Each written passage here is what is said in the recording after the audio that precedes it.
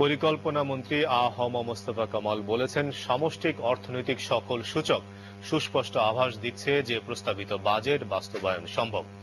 আজ রাজধানীতে অনুষ্ঠিত প্রস্তাবিত 2015-16 অর্থ বছরের বাজেট বিষয়ে এক আলোচনা সভায় তিনি একথা বলেন।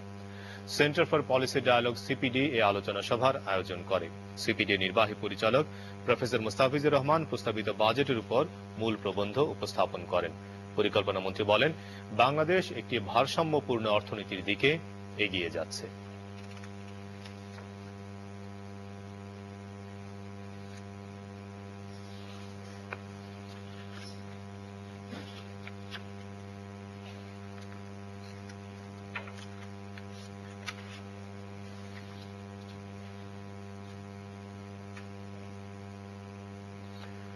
দেশের বাইরের খবর।